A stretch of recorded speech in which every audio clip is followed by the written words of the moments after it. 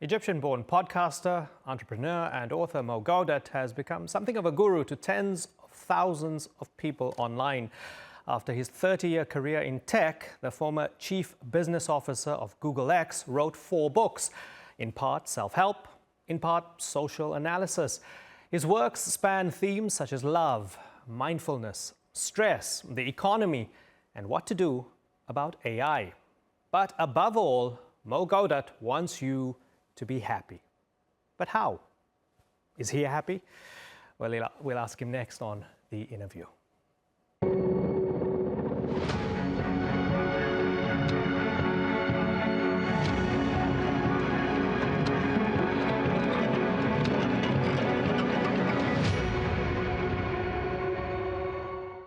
Mo Gawdat, good to have you on the program. Thanks so much for joining us. Thank you for having me. Love being here. Are you happy? Define. I'm probably one of the happiest people you will come across. My definition of happiness, however, is quite specific. It's not about the dopamine rush that we get when we're excited or when we win the lottery or when we win a big deal. It is about that calm and peaceful contentment you feel when you're okay with life as it is. And it is a difficult, state to achieve when life often misses your expectations, if you want. But there are, and it's a choice. And if you choose to focus on making yourself, finding the happiness within everything that life gives you, you will definitely become happier. So as somebody who worked in the rat race, as somebody who was at the sharp end of tech business, I'm sure you came across a lot of sociopaths, a lot of ultra competitiveness. How difficult was the journey to get to where you are right now? Well, I think both journeys were very different. I mean, I would probably say I lived 2 full lives. You know, the life of the IT professional, entrepreneur, executive, all the way up to chief business officer of Google X, which is a very, very different journey, if you want, to the journey of becoming more of a teacher on things that I believe actually matter, your state of happiness, your state of well-being, and awareness of the realities of what's happening in our world in ways that really matter, honestly. And most people will think of the journey to chief business officer as the journey up, and the other one is sort of the one that's slowing down or fading away. I actually see it the opposite way. I think, surprisingly, having achieved the highest levels of what anyone dreams of achieving in a career, I tend to believe that my current life is much more aligned with my purpose, with my value, with bringing impact to the world. And I think that really matters a lot more. Making a lot of money and selling a lot of products. Did money and success challenge you? Did it challenge your ego? For sure, Imran. I'm amazed that you asked this question. Most people wouldn't believe it when I tell you that, there is a lot of research that will show you that money, when it's absent from your life, so when you don't have enough to make ends meet, it's very difficult to find a happy life. If you're one of the people who is stuck in a war zone, or who is, not able to make enough money to feed their children, or struggling in an economy that might not be providing for them, it's hard to find that sense of fulfillment. But the minute you come to the average income of the country in which you live, incremental money doesn't make you happier. So you can continue to find a state of happiness and calm as you increase your income until the average income of the country you live in. But beyond that, your money first plateaus, and then, believe it or not, it starts to work against you. It starts to change the way people deal with you. It starts to become a feature on your mind all the time, so that you're thinking of where to invest it, how do you make sure you make more of it, and it starts to become a bit of a burden, while the only thing that it brings you is perhaps a few more toys, and those toys are normally not the ones that we need to find true happiness. Continuing with this theme, having worked in the snake pit, in the heart of tech, where there's all this incredible innovation, but sometimes that doesn't necessarily come with a refined or an approach to refining ethics, morality. It doesn't really care that much about human beings, but more about clicks and the bottom line and so on. With all of that, do you trust our Silicon Valley overlords with artificial intelligence? Oh, wow. That's a very multi-layered question. Allow me to answer it in a few. Sure. So the true Silicon Valley I worked with, at least at the beginning of every venture, has truly been motivated by solving a big problem, by making a difference. There is a turning point in the life of every startup where it's either sort of the kind of being blinded by the potential incredible equity that the founders make, similar to the case of maybe OpenAI today, where it moves from being a non-for-profit to becoming a very profit-hungry and a very equity-hungry organization, or the moment at which a company becomes so big and so public and so responsible for shareholder equity that they start to focus on the bottom line. And as they become more focused on the bottom line, some of them retain an interest and an intention to continue to do good in the world. But it starts to become a little more challenging because, of course, they have to report quarterly, and the quarterly report will only look at the bottom line. That's what capitalism has taught us. And others will completely be driven by what can I do to keep people stuck to my application? How can I make more money and so on? Either way, I think there is that moment in any business's life where that choice of remaining true to their original mission becomes a little more difficult. Your question was, do I entrust them with AI?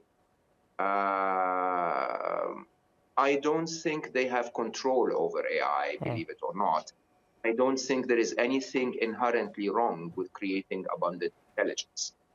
The challenges that we will face in the midterm, in my personal point of view, it started already and it will accelerate probably for the next 10 to 12 years. We will see challenges that result from the greed of humanity, from the fear of humanity, from the hunger of humanity, where some people will try to harness the superpower of artificial intelligence, not for the benefit of humanity at large, but for their own individual, whether that's one individual or an organization or a corporation or even a country.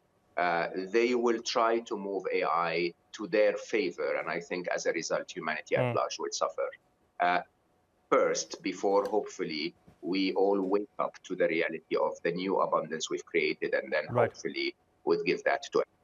And I wonder, is your worry or your fear less about what's intrinsic to the AI and its own ability to manipulate us and to do things that we can't imagine, and more about what the presence of AI, because this is what it seems like you're saying, what the presence of AI will do to us in the arms race towards controlling AI. Is that the bigger worry for you? Yeah. 100%. I think the existential risk that we often talk about when we try to address the risks of AI, that existential risk of killing machines walking in the streets and killing everyone, sort of like the Terminator movie. Skynet, yeah. I do not think this will happen in your lifetime and mine. Let me correct it. This will absolutely happen in your lifetime and mine, but it's not because the AI decided to exterminate humanity. it's because humanity will have decided to use the power of AI against other humans. And it's sad to say that we see this today. We see that in the wars that we have in the world today, whether it's targeting or autonomous killing machines, or simply a drone, believe it or not, that is so precise in its navigation that it can target a very specific target. We're seeing the introduction of artificial intelligence into ways that will unfortunately not favor humanity at large. And I think we will, when it comes to war specifically, get to a point of either superiority and a total polar world where we have one power that is extremely more powerful than everyone else, and that will probably enslave all of us. Or we will have what we've seen with nuclear weapons, for example, which is an idea of mutually agreed destruction or mutually assured destruction between the different powers that use AI, that most of them suddenly go, maybe we should actually talk. Either way, sadly, Imran, and I'm not the kind of person that's trying to make people scared, but I think people should become aware that the biggest challenge facing our near future is a dichotomy of power, where you will get two things happening at the same time. One is a massive concentration of power for those who can actually master AI and command it in the short term, and at the same time, a democracy, a distribution of power, because technology is becoming very cheap and accessible for everyone. And I think this dichotomy is going to create a lot of control and probably a redefinition of human freedom in ways that may become quite dystopian in the short term. And it's very interesting because even that example of MAD, mutually assured destruction, previously it was somewhat comforting to people. Like, okay, if everybody has nukes, then there's a sort of balance of power because nobody is insane enough in order to sort of push the others to the brink. But even that is in question these days. People think back to sort of 1945 or the Cold War in the 60s, and it seems to be a little blip if you look at it through a historical lens. You and Jeffrey Sachs spoke about it as well when you interviewed him. I listened to that while I was preparing to interview him myself. And, it's fascinating because you have all these big minds around the world saying, actually, we need to reconsider this nuclear question. It's a big thing. It's no joke anymore, and we're hurtling towards that. So in that sense, even the mutually assured destruction of everybody controlling their own AI is no guarantee that they won't use it for trouble, right? But there is good news, Imran. So if you're an applied mathematician like myself and you're very keen on game theory, you'd understand that there will be two following steps to this game. So the first step, unfortunately, is there is an arms race to artificial intelligence. There are those who are trying to accumulate as much power as possible, and sadly, they'll use it for their own benefits rather than the massive abundance they can bring to the world. That's only stage number one. But stage number two is very, very interesting. From a game theory point of view, the enormous power that AI will bring will make everyone who has the ability to move to an AI-enabled supremacy, if you want, they will move to it. We will all sooner or later hand over all of the important decisions to AI. And believe it or not, to me, unlike most analysts that fear the existential threat of AI being against humans, which I have to say is not a zero probability, but it's not in the 10%. It's probably in the few single-digit probability that this might happen in the very long term. But in the medium term, as soon as we hand over to AI, I can foresee a moment where a general will tell their AI systems to go and kill 1 million people, and the AI will go like, why are you so stupid? Like, why waste so much energy? Why waste so much life? I can talk to the other AI in 2.5 milliseconds. Right? And you have to admit that when we look deeper at intelligence, you would realize that the curve of intelligence and evil, if you want, is actually not a straightforward curve. if you're not intelligent at all, you have no positive or negative impact on life. But the more intelligent you become, you have a positive impact on life. And then suddenly there is that moment where you become smart enough to steal from everyone else, but not smart enough to realize that you can actually succeed without this. And this is where everything plummets. And I think most of the evil we see in the world is because of people that are smart enough to do bad things, but not smart enough to recognize that they can succeed without doing that. And then you get into the realm of the people I worked with, the incredible prodigies of that, maybe lead some of the technology that we develop, or do the analysis on the physics that help us develop this technology. And with no exception, when you become that intelligent, you don't try to use evil to succeed. Larry Page, who is the co-founder of Alphabet or Google at the time, who's in my mind one of the most intelligent people I've ever come across, will tell you, let's just solve big problems that can help billions of people when we solve them. Yes, but we don't need to be evil. We don't need to be from everyone to succeed. Right. Yeah, I mean, although it does beg the question, after the AI says this general's an absolute idiot because he wants to kill 1 million people from the other side, and the other AI agrees and they say, listen, let's not do it. But then they recognize that the problem's these humans, these idiots who want to kill each other. Maybe the simple solution is to get rid of these humans, right? But that's actually quite interesting. I mean, if you really deeply look at humanity, unfortunately, sometimes in the spotlight, we get the worst of us. When you really think about the media, the mainstream media and social media, which seem to be the way we communicate about humanity, mainstream media, unfortunately, is always focused on the negative, because unfortunately, that's the hook that gets people to watch, their news and coverage.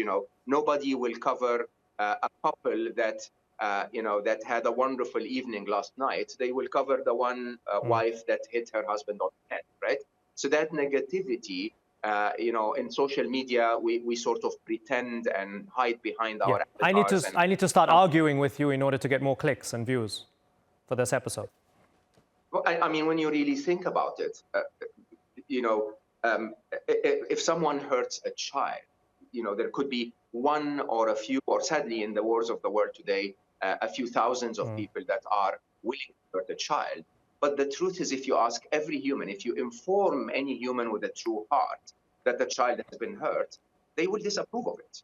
A school shooting in the US may be done by one person and, rejected by 300, 400, 1 billion people that get exposed to the story. The truth is, deep inside, without our egos, without all of the conditioning that we get exposed to, humanity is a divine species, a species that's capable of love, capable of composing music. And I think the AI will figure that out. The AI will easily understand that their true parents are not the ones that choose to hurt or choose to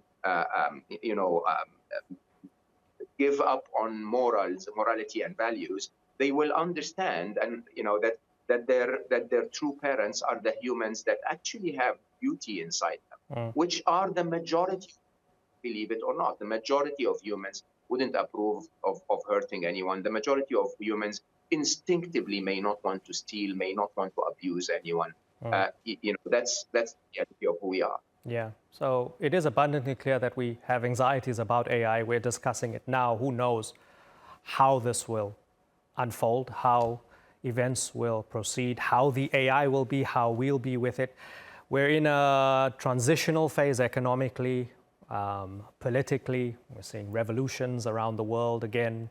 Revolutions it seemed like it used to be things of the past.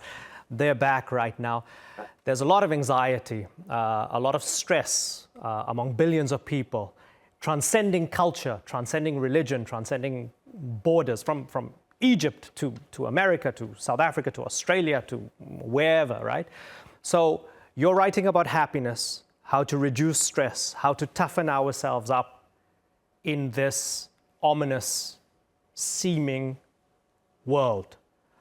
If you had to boil down your approach to how we can be better and handle all of this better, you would say what? I'd say committed acceptance. And you know, some people, quite frequently, people will ask me, how can you be predicting so many challenges ahead of humanity and yet still calm and in many ways happy and optimistic?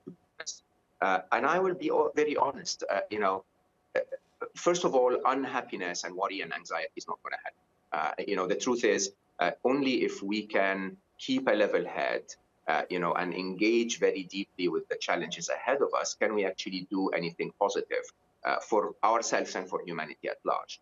And I call it committed acceptance because I think it starts with acceptance. It starts with the reality that, unfortunately, in the age of the rise of the machine, we have disconnected power from accountability and responsibility. So, the reality is, in today's world, someone can invent a technology that has the power to change everything, to rewrite history. And, we don't hold them accountable. We cannot even stop them from doing it until we are certain that it's going to be positive for humanity. So because of that disconnection, I think the reality is that AI will happen, will continue to progress. And I think most people are not aware of how far we've come. And there are lots of indicators that we might actually achieve artificial general intelligence in 2025. That basically means that AI is smarter than all humans. All of the tasks that humans can achieve will be performed better by an AI. Now, you have to accept that. You also have to accept that the nature of the highly capitalist world that we have created will create challenges. We have to accept that. But accepting is not good enough. Accepting is the first step so that you are now level-headed on the new baseline of the reality of your life. Commitment is what really makes a difference. And I think we need to have commitment. We need to start to talk to governments. We need to start to behave as humans slightly differently. For governments specifically, I urge governments to stop attempting to regulate AI. There's absolutely no way you can regulate something that is much smarter than you, and instead to regulate the use of AI. It's very simple when you really think about it. I cannot force a manufacturer of hammers to create a hammer that can only be used to drive nails, but cannot be used to hit a human on the head. Instead, what governments do is they say, if you use a hammer to hit a human on the head, you are criminally liable. And I think we need to start seeing governments do that. We need to start seeing governments say, by the way, if you create a fake video using AI and that video is online, you are legally liable unless you make it clear that this is fake and created by AI. That's step number one. But step number two, believe it or not, is the bigger responsibility, which is you and I and everyone watching us. I call it the challenge of raising Superman. Think about it this way. Superman, the story, the fictional story of an alien being that comes to planet Earth with a superpower.